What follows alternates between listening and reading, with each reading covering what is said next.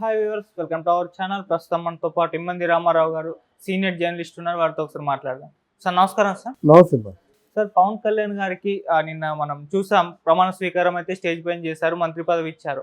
అయితే deputy CM ఒకటి confirm అయిపోయింది. ఇంకా దీంతో పాటు ఇంకో 3 శాఖలు కూడా ఆయనకి ఇచ్చినట్టుగా తెలుస్తుంది కదా సార్. మరి మొత్తం ఈ 4 శాఖలు ఇచ్చారు. ఏ శాఖలు ఇచ్చారు సార్ ఆయన? కదా డిప్యూటీ సీఎం కన్ఫర్మ్ అవ్వడం అంటే వాళ్ళిద్దరి మధ్య ఒక అండర్స్టాండింగ్ ఉంది. ఆ అండర్స్టాండింగ్ మనం స్పష్టంగా చెప్పుకోవాలి. నేను పేరుకే సీఎం కానీ నీకే విషయంలో కూడా అడ్డు రాను, నీ మనోభావాలు దెబ్బతీయను అనే మాట మనం హెడ్డింగ్లో చెప్పుకోవాలి. పేరుకే నేను సీఎం, నీ మనోభావాన్ని దెబ్బతీయను, నీ వల్లే నేను సీఎం అయ్యాను, నాకు ఆపద కాలంలో ఆదుకున్నావు, ఆ కృతజ్ఞత నాకు ఎప్పుడూ ఉంటుందని చెప్పాడు. ఆ ప్రకారంగానే చంద్రబాబు నాయుడు నడుచుకుంటున్నాడు. కాకపోతే అట్లాంటి ఉప ముఖ్యమంత్రి అని పేరున్నప్పుడు కూడా ముఖ్యమంత్రి తాలూకు చేయవలసిన పనులు చేయగలడు, సమర్థుడు ఒకటి. ఆయనకి ఇప్పుడు కొన్ని గ్రామీణాభివృద్ధి, పంచాయతీరాజు అసలు ప్రక్షాళనం అంటే అక్కడి నుంచే మొదలవ్వాలి. అసలు వీళ్ళెవరు పేషీలోంచి కదలరు కదండి. మళ్ళీ ఎప్పుడో ఎలక్షన్స్ ముందు ఒకసారి వెళ్తారు, కానీ కదిలే మనుషులు కావాలి. పవన్ కళ్యాణ్ దానికి జనసేనను ఉపయోగించుకోవాలి. ఎందుకు ఈ మాట చెప్తున్నానంటే, ఇంతకాలం జనసేన రూపాయి తీసుకోకుండా నీ వెనక్కి తిరిగారు కదా, మరి వాళ్ళకి బ్రతికే మార్గం చూపించాలి కదా. ఏమీ లేకుండా జై జై జనిసి వెళ్ళిపోతే ఇంకెలాగవుతుంది? ఎంతమంది నిరాధారంగా ఉన్నారండి. ఇప్పుడు వీర మహిళలు ఉన్నారు, జన సైనికులు ఉన్నారు కదా, వాళ్ళని కంపార్ట్మెంట్లుగా పెట్టి సమాజ సేవకు ఉపయోగించుకొని వాళ్ళకి ఎంప్లాయ్మెంట్ క్రియేట్ చేసి శాశ్వతంగా ప్రయోజనం కలిగించేటువంటి విధంగా రూపొందించుకోవడం కోసం ఈ రెండు ఉపయోగపడతాయి. నిధులు బాగా వస్తాయి, పంచాయతీరాజ్కి కానీ గ్రామీణాభివృద్ధికి కానీ నిధులు బాగా వస్తాయి. తర్వాత పర్యావరణం, తర్వాత అటవీ శాఖ, ఈ రెండు కూడా కనిపించినటువంటి పనులు చేయాలి. ఇక్కడ అటవీ శాఖ మీద మీరు కాన్సన్ట్రేషన్ చేసినట్టయితే ఎంత ప్రభుత్వానికి సంపద తెలిసినా అది అలాగా ఇంతవరకు అది పూర్తిగా అన్సీన్ ప్రాపర్టీగా వెళ్ళిపోతుంది, ఎవరి జేబుల్లోకో వెళ్ళిపోతుంది అన్నమాట. ఈ గంధం చెక్కలన్నీ చివరి లాస్ట్ వైసీపీ పార్టీలో ఉన్న వాళ్ళలో ఉన్నారు ఒక మహానుభావుడు, చెవిరెడ్డి భాస్కర్ రెడ్డి అని. ఎన్ని గంధం చెక్కలు వాళ్ళు స్మగ్లింగ్ చేశారు. అలా కాకుండా అది ఏదైనా ఉంటే ప్రభుత్వానికి అటవీ కదా, అది జాతి సంపద, నీ సంపద కాదు, నా సంపద కాదు. ఆంధ్రప్రదేశ్లో ఉన్నటువంటి జనం అందరి సంపద, ఆంధ్రప్రదేశ్ జాతి సంపద. ఆ సంపద మళ్ళీ జాతికే అంకితం అవ్వాలి, తద్వారా జాతికి ఏదైనా మేలు చేస్తారు. అదేదీ లేకుండా ఇప్పుడు గనులు ఎన్ని ఉన్నాయంటే అసలు దానివల్ల ఆదాయం లేదు, ఖర్చులు తప్ప. అవి చూసుకోవాలి. గనుల్ని మనం ప్రభుత్వం అంటే ఆదాయంగా వనరులుగా మార్చుకోవచ్చు కదా. అందువల్ల ఇవన్నీ కూడా పవన్ కళ్యాణ్కి అతి ముఖ్యమైన శాఖలు ఇచ్చినట్టే.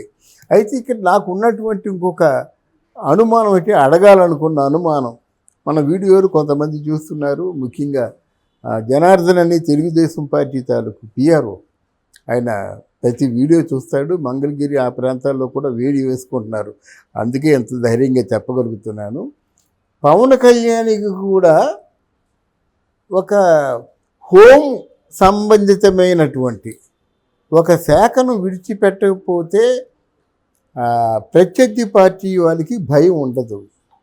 ఏవైనా నోరెత్తితే మూసేస్తారా అనేటువంటి భయం కలిగించాలంటే ఏదో ఒకటి, మీ దగ్గర ఇంటెలిజెన్స్ తీసుకున్నారు కదా, సిబిఐ ఎంక్వైరీ తీసుకున్నారు కదా, అలాగే అఫ్కోర్స్ మీ దగ్గర ఉంచుకోండి, మీలో సగం ఆయనకి ఇవ్వండి. లేకపోతే ప్రతిపక్షాలకి భయం ఉండదు. మీ నిర్ణయాలు తీసుకొని పనిష్మెంట్ ఇచ్చేలాగా 5 సంవత్సరాలు అయిపోతాయి. చంద్రబాబు నాయుడు నిర్ణయాలు తీసుకొని పనిష్మెంట్ ఇవ్వాలంటే పుణ్యకాలం గడిచిపోద్ది. పనిష్మెంట్లు ఎప్పటికప్పుడే ఇవ్వాలి. అందువల్ల అది మాత్రం తప్పకుండా పవన్కి అది సమానాధికారాలు ఉంటే పరిపాలన బాగా సాగుతుందని నా తాలూకు అనుభవం. మూడోది, ఇప్పుడు ఇద్దరితో మర్చిపోకుండా మొన్న ప్రమాణ స్వీకారంలో ఎందుకో జనసేన ఉనికి లేకుండా పోయింది. దానికి కారణాలు ఏమిటి? ఆ కారణాలను మీరు కనుక్కొని అది సాల్వ్ చేయకపోయినట్టయితే ఇది చాప కింద నీరులాగా అలా పెరిగిపోతుంది. ఇది లేకపోతే పవన్ కళ్యాణ్ వస్తే అదే రెస్పాన్స్. జనసేన ఉన్నట్టయితే పవన్ కళ్యాణ్ వేదిక మీదకి వస్తే అదే రెస్పాన్స్. రోరింగ్ రెస్పాన్స్ వస్తుంది అన్నమాట. ఆ రెస్పాన్స్ రాలేదంటే అక్కడ జన సైనికులు వీర మహిళలు లేరు. ఈరోజు రజనీ ఎవరో చెప్పారు అసలు పాసులే ఇవ్వలేదని. అది అంతర్గత వ్యవహారం, వాళ్ళు ఆలోచించుకొని సాల్వ్ చేసుకోవాలి. ఇప్పుడు టీడీపీ మీద జనసేన పడినా, జనసేన మీద టీడీపీ పడినా సరే ప్రత్యర్థులకి పలసన అయిపోతారన్నమాట. ఓరే పెద్ద కూటమి అన్నారు, ఇలాగన్నారు, అలాగన్నారు, ఇద్దే అని అంటారు కదా, ఆ అవకాశం ఇవ్వకూడదు. ఓకే.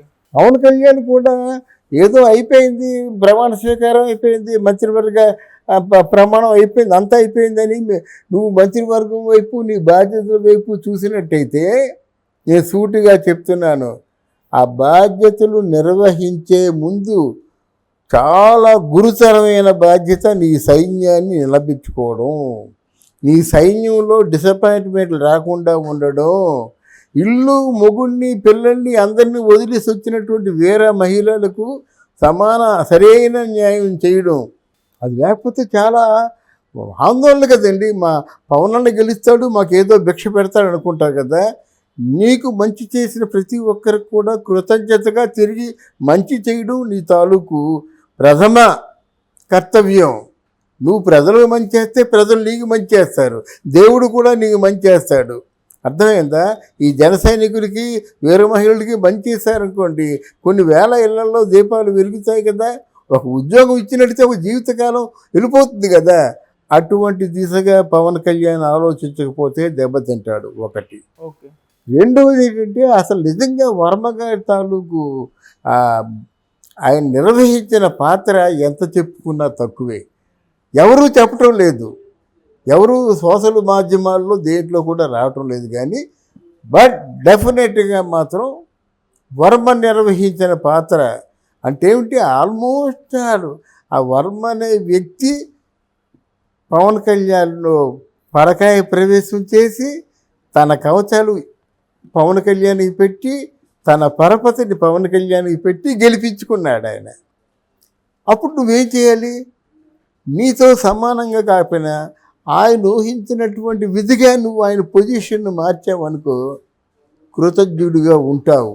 ఎందుకంటే అది వర్మ విషయంలో చంద్రబాబు నాయుడు కొంచెం దూరంగా ఉన్న, పవన్ కళ్యాణ్ కొంచెం దూరం పెట్టడు.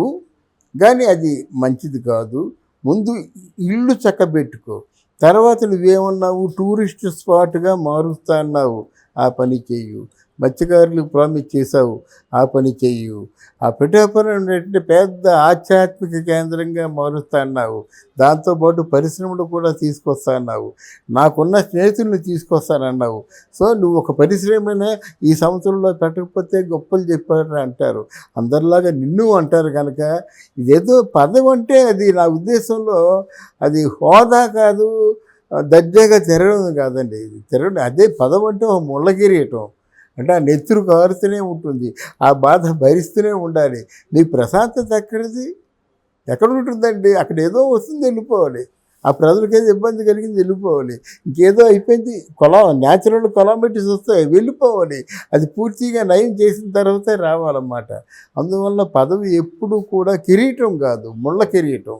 అది పవన్ కళ్యాణ్ బాధ్యతగా చూసుకుంటాడని మనం కోరుకుందాం. Right sir, thank you so much.